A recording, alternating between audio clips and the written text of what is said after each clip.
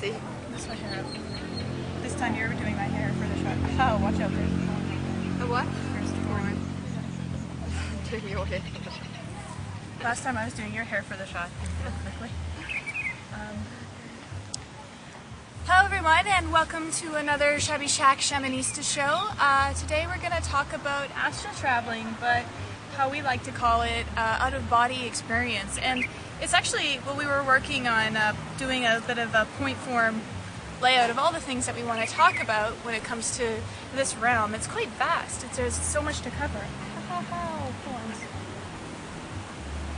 That's the thing about nature. Bugs and thorns are a given. So anyway, Jessica and I have had a lot of interesting experiences when it comes to the astral realm.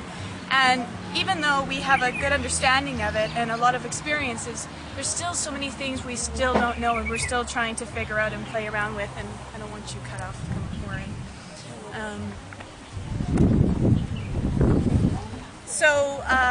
We're going to do our best to cover as many different things as possible, but I mean, it's always good to ask questions when it comes to the astral realm and asking other people or just doing your own research, because it is so vast and there are so many things happening, to get a good picture, to broaden your knowledge and understanding about the astral realm.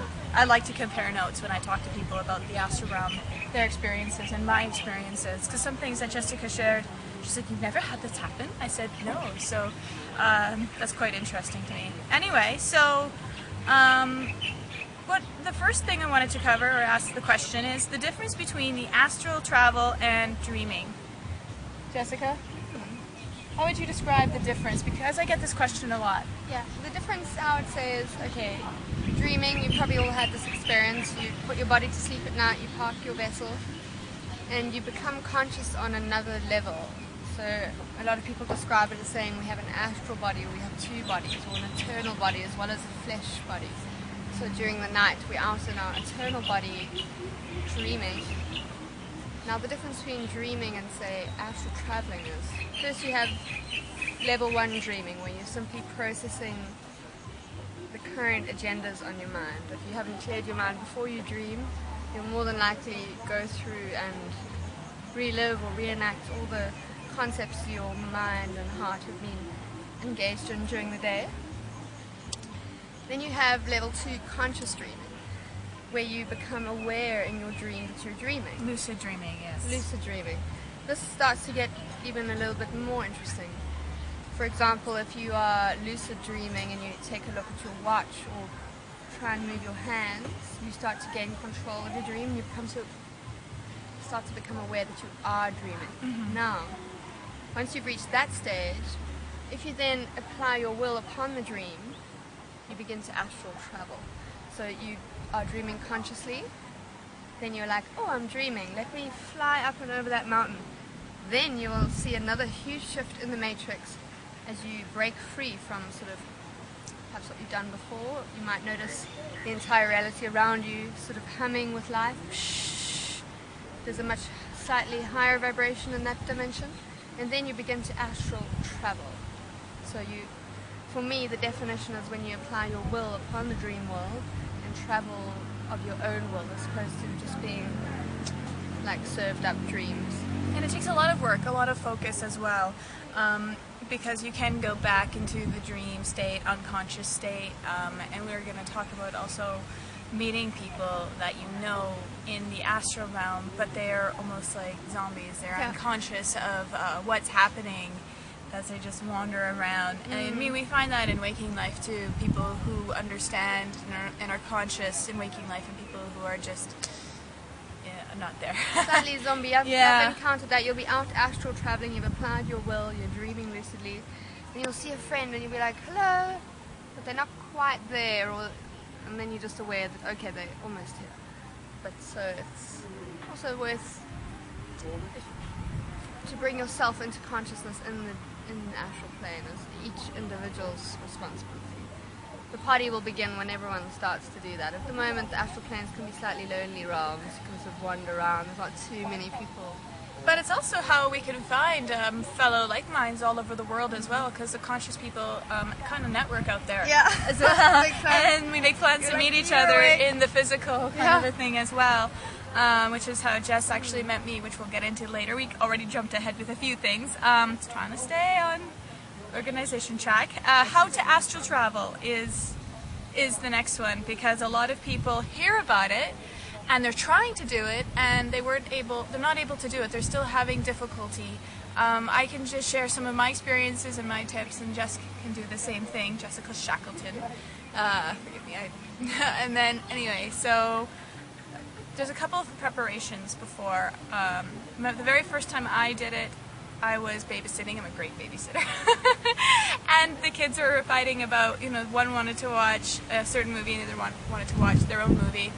And they're both a half hour, so I said, okay, both of you guys can watch a movie. We'll let one watch his movie first, and then I'll come down in a half hour and we'll change the movie, and we can watch the second one. And so I'm lying down on the couch, just relaxing, and I don't really realize, I keep telling myself, okay, you gotta go down very soon, you gotta go down very soon.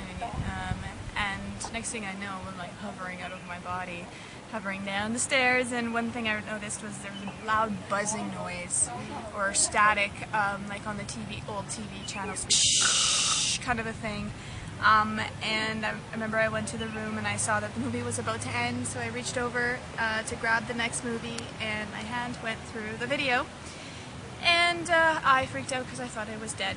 And with that extreme emotion, I got sucked right back into my body, almost like, sometimes I feel like there's a bit of a tape measure when it comes to extreme emotion, where, actually I'll get into that later about the solar cord. But anyway, I got sucked back into my body, so it's important to be aware of your emotions and your thoughts, extreme, whether they be fear or joy, excited, I'm out of my body, because that also can bring you back into your body, just like that. I've also had experiences where I've been able to watch myself, look at myself sleeping and fly through the walls and the ceilings and stuff like that, and then I would split myself up and watch myself flying around, and then I'd split myself up and watch that self flying around, and I don't know how many split-ups I did, but that was quite interesting too. Sometimes when you're, maybe the way to describe it would be, when we had these mirrors where you could kind of pull them up in the bathroom and fold them to your face, and it would look like, when you're in a house of mirrors, you can see so many different facets of yourself, and you're watching. That's kind of what it was like, I guess, to explain it. There's all kinds of places and people you can, if you think about a place, you can go there very quickly. Teleporting. Or wherever you really want to go. This is not that interesting, but I mean, I know people like Jess like to go to places that are top secret underground bases. We're jumping ahead again. Okay, so what this is how to astral travel. How to astral travel. We got to get there first. We got to make it through this one first. So, you want to share yours? Yeah. Let you speak for a bit. I bit. could mention a little one there, like, for example, when you're going traveling, like we were like, oh, we're going to go to Thailand, so we buy tickets to Thailand, and then you start rushing around. It's much like in the dream world. If you don't have any concept of where you might like to visit, inner earth, outer earth, a beautiful garden, a paradise, you've got to have some idea of where you want to go. The universe is like, where do you want to go? A lot of people are a bit placid with regards to they just want to astral travel, but the truth is when you're out of body, you will suddenly encounter the whole array of behind the scenes. So it's useful because teleporting is a highly efficient way of getting around. Like, if you can clearly visualize where you want to go and choose we were just discussing earlier how electricity and a lot of modern day. We have to first still talk about the exercise of how to astral travel. I'm going to jump ahead. Oh yeah, but they're going to think about where to go. Okay. You're talking about building the you dream body first. Yeah, you got to have I apologize. An idea of where you want to go, because otherwise you're going to float out your body and then it'll be a lot of people get afraid at that point. So let your mind travel ahead of the list, which is long, to think. Have a beautiful paradise in mind. Have a beautiful beach or something that you love. Zone in on something like that, because and for me, how to astral travel. If you're a beginner, I'd recommend you falling asleep and having a good night's rest first, and maybe setting your alarm clock for maybe 2 a.m. in the morning. So you've already fallen asleep unconsciously, gone into a deep state, even dreamed. But when you wake up at 2 in the morning, don't wake your body up too much. Take full advantage of the fact that your body is completely relaxed. You can do this normally, but you have to learn how to relax your body so you can leave your body gracefully. Otherwise, from what I've heard, a lot of people have different kind of experiences leaving their body. Pullings and like what feels like a near-death experience. But it's not as if we have this every night. So if you take advantage of the deep sleep, and then wake yourself up, then remind yourself that you're planning to have continuum of consciousness. So taking this personality, your day-to-day personality with you, your memories, your interests with you, and then lie back down again and float out. For me, my exercise of leaving my body is to first focus on my energy and visual on my being inside my heart, what it looks like, just what it's like to be inside there and all the detail of it. And then I focus on my breathing for a bit, and the whole purpose of that is just to lower the brain hertz down to 7, and put myself into theta. Beta is what we're in right now. Alpha is daydreaming. Delta is sleeping. I mean, in between alpha and delta is theta. And after I focused on my breath, holy centipedes having sex. How interesting. And as I'm focusing on my breath, I then start to do some kind of an exercise, a spiritual exercise, where I stretch my spirit out. So I have this I visualize this hook on my head, and I expand my spirit really big to fill the room, and then I bring it in really, really small so it's like a little mini version of myself, staring at myself, sitting on my chest maybe. And then I will expand my being again, and then small, big, and then small, big and small, and that gets it really flexible and getting ready and used to the idea, okay, we're going to travel. And then the next thing that I do is I start to visualize a place I want to go in my house. Usually I'll do like the kitchen or somewhere close by, somewhere that I'm very familiar with, so that I can recount the details as much as possible. As if imagining yourself is there. And I think, again, this is where Einstein said imagination is more important than knowledge, because you really have to visualize very, very clearly and imagine so strongly that you're there that then I focus on a little bit of my body again. One leg, I just feel the spirit, or will the spirit of the leg to drop through, and then one arm, and the other leg, and then the other arm, and then the head, and then I'm suddenly in the kitchen or in the area I want to be. And that's how I do it. There are various different ways of doing it. Then again, the next thing is to be careful with your emotions and your thoughts. Don't get too excited. Yeah, don't be like, yes, I am everybody. Because like we said, I've done that. I'm like, oh my god. There's one other thing I could mention about that. Like, everyone will probably find their own little unique way of leaving the body, but you basically got to achieve two things. You've got to have your body relaxed enough to let your spirit out, and you've got to have your mind awake enough to remember. So however you go about achieving those two things, you'll get there. What I can also do, which is quite an easy way, if you're lying back, and then if you activate your third eye, your spirit vision, if you can visualize a landscape until it's really clear as this reality, then you just fly into it. So you can just project, you can like astral project yourself out. Or it's quite nice, what we were discussing, there's many layers, so you can leave in real space and time. So if I was astral traveling in this real space and time, I could be like standing behind us now. Or you can exit into the different spirit worlds. So it's interesting. And Jess was telling me the other day about how she would practice flying, see how far up she could go before, I guess, she would feel pulled down, kind of a thing. So there's this talk about the silver cord. And I feel that it's a myth. Oh, look at this little Jess over there. I feel that it's a myth, and Jess does too, because I think that there is a lot of New Age terrorism happening in our literature, where they're trying to have us have certain ideas about those realms as well that limit us into only going so far, to still feel like a prisoner on Earth, or a prisoner to our body or something like that. Can only go 2 kilometers now. Yeah, or you could only go to the moon, and that's the farthest. And I mean, that's what we've been taught to believe. And there's so many people writing that are just all about disinformation, like Zechariah Sitchin and stuff like that.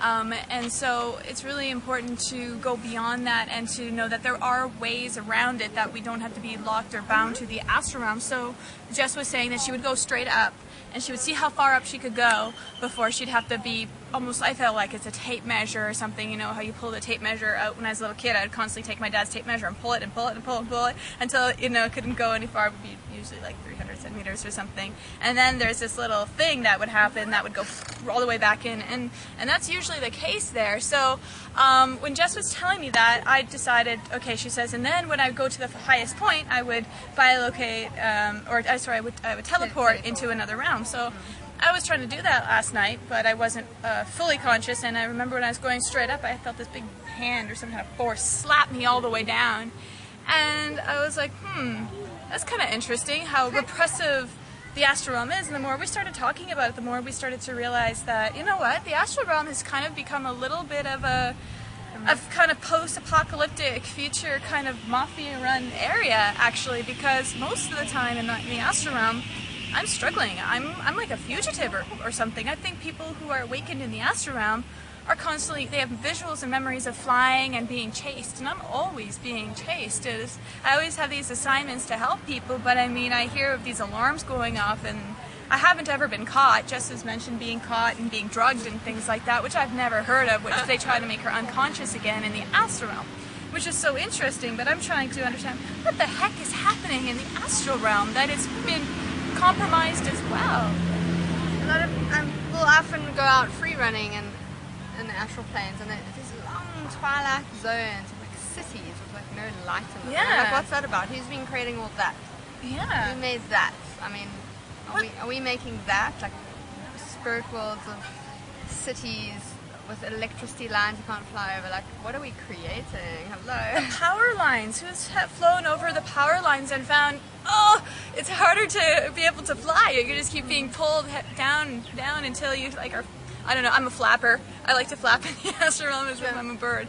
But that's the most difficult part. And so anyway, it's just really interesting, this kind of what is happening. How can we get it back? How can we get get through this? Was it like a test or something, this astral realm experience with these power cords and just constantly trying to be in pain and stuff like that? What it's teaching me is to have enough inner light to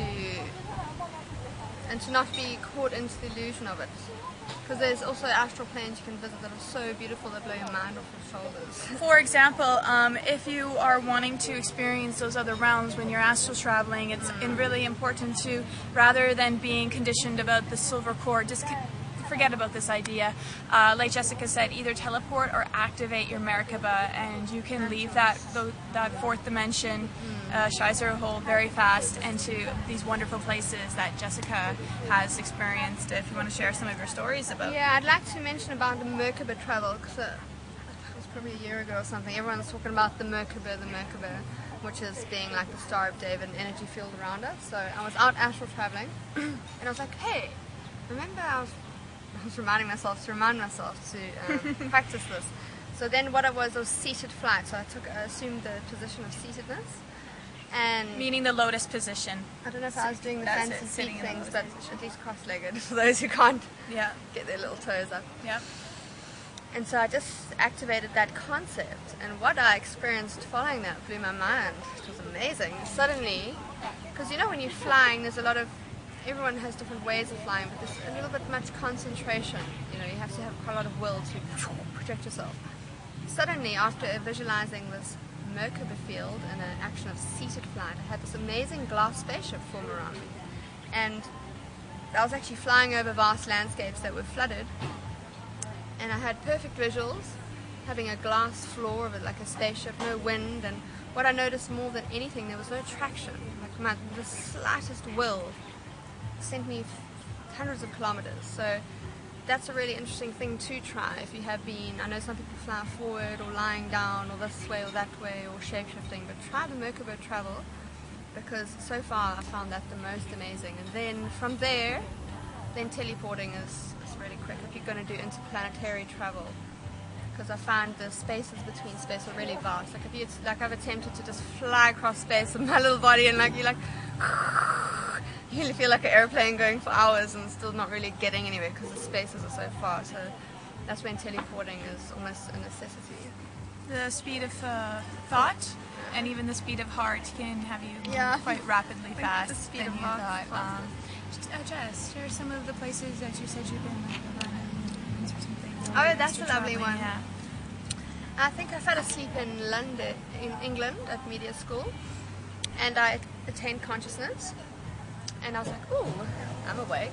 In fact, the way I triggered it was I used that simple method of see if you can see a clock around, and if you are in the astral planes, time doesn't work, so you've got time spinning backwards or forwards. I look down at my arm, I'm wearing 6 different watches, and they're all spinning the wrong way, so I'm like, thanks universe. Yeah. But I'm like dreaming for sure. Yeah. And then I attempted astral travel, teleportation, and I immediately arrived in South Africa to witness a beautiful pre-dawn landscape there with lions and all this. And then I met a goddess, and I was just speaking to her briefly, and then me and her teleported like way out of the galaxy to another planet. And I came, a spaceship landed, very excited, very happy. I look outside, there's a herd of unicorns, which is my favorite, and all they reminded me was just please remember everything you see. And I was like, okay, cool, thanks for reminding me, because I'm so excited right now. I could have just rushed off. And then I basically asked the unicorn for a ride, and I hopped on. It was a chunky black unicorn with long mane, like mountain unicorns. Not the cliche kind of unicorn that we're taught to think of. They're black, short horns, messy hair like my own. I love it. And then this unicorn starts walking really slowly as if it's afraid I'm going to fall off, and I'm like, listen, hon, I can ride. And then we just turned into one spiritual force and went on this beautiful guided tour of this other planet. The most intriguing thing being as we kind of bend round into the little city. Not a city, they just had golden sandy streets because there's no diesel fumes there. And a multiplicity of beings, from the bird people to every hominoid you can dream of, and this amazing collage of cosmic beings. And I was just like, woo! I was still in this slightly spiritual form, like a floating orb maybe, which was great. Motherships hovering over above, a lot of space traffic. Perfectly conscious as I am now, my consciousness there as to what I'm experiencing now here is much the same.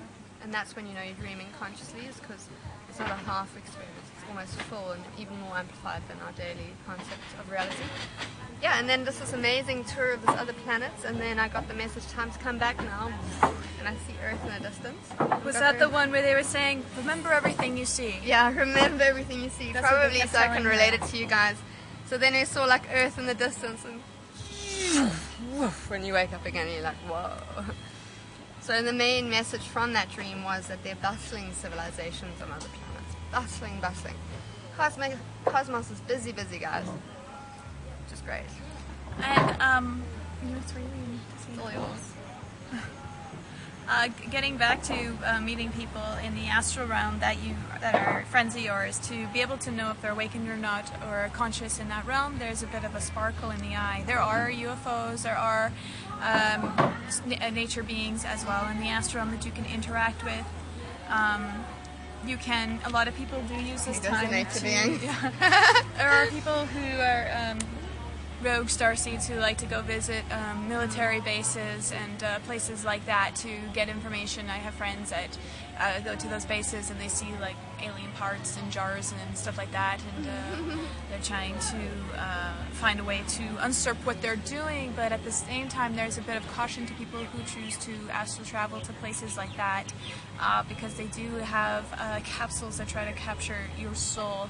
So watch out for those. So watch out for those, because they're well aware of spies coming through the astral realm or remote viewing as well in that way. So Jess, have you been?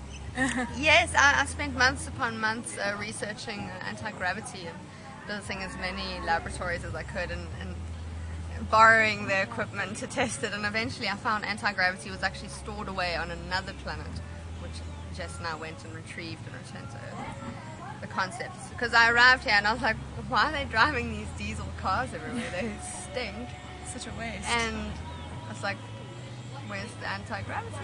So yeah, I eventually found it, but it wasn't on Earth. I always feel that anti-gravity has to do with heart as well, like that saying, light as, you know, angels can fly because they take themselves lightly, or the Mayan cultures or other cultures that would weigh the heart to see if it was lighter than a feather, to just be able to live life and not let your heart be jaded and cynical while that happens, so that you can still have this light, physically, mentally, emotionally, spiritually happening.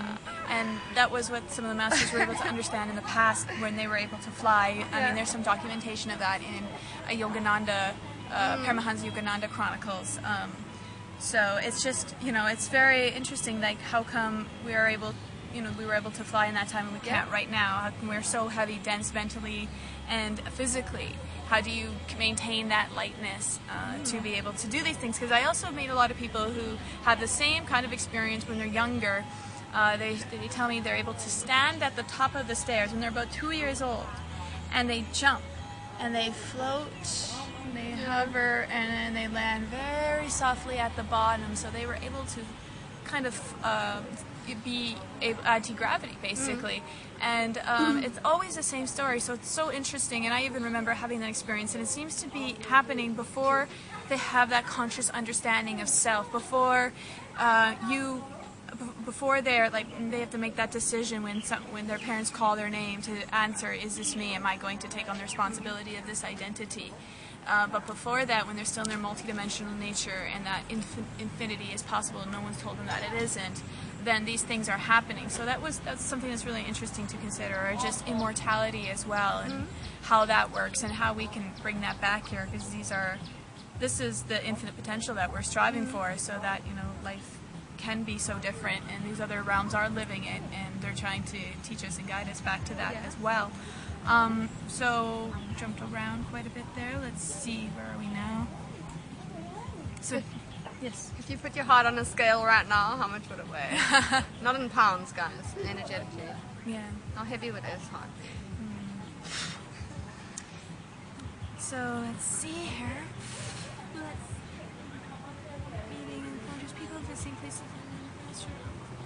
Oh, there is this thought that the astral realm is higher than the third dimension realm, and me and Jess were thinking maybe it's not. Maybe it's one lower. We were just checking in, because, and like things, a lot of the information we adopt these days is just what's being told to us, and it's just, I don't know, every now and again the spirit world comes in like a big wind, and it's like, are you sure? And then they just like dissolve astral cords, for example. It's worth questioning. So yeah, where exactly the astral plane is? Well. We feel that it's a mental body area. It's definitely, but the mind doesn't feel pain. It can have the same horrible thoughts over and over. And even though people can say things really nasty to you, and you can, you know, let it wash off your back, there's still a part where it still does affect you, and we still struggle and battle with it. We were watching one of Jess's favorite movies last night, Miyazaki's Howl Moving Castle. And it's a lot about, I don't know if you guys have seen it or not, but the main character one time is having a meltdown. He's just completely melting, actually, literally melting. The animation is amazing for it. Summoning the spirits of darkness because his heart was broken or something. His hair died. Oh, it got ruined. That's right. And so anyway, it's basically showing this depression happening and just wanting to die because, oh, it's the end of the world kind of a thing, like how children tend to be when they stub their knee and they think they're dying and they're like, you know, totally into the drama kind of a thing. So, I'm just saying, we don't have that. Okay, so, yeah, so the astral realm to us represents the mental world, and we always say that the mind has been hijacked with a lot of disinfo and subliminal messages and stuff like that. There goes the earth, you lost it, look. It's all dirty now. We're gonna have to clean it. Speaking of metaphors, yeah, so it's just, again, it's about taking responsibility in that realm and building a better relationship and understanding with the mind, with your thoughts. Are they yours? Are they someone else?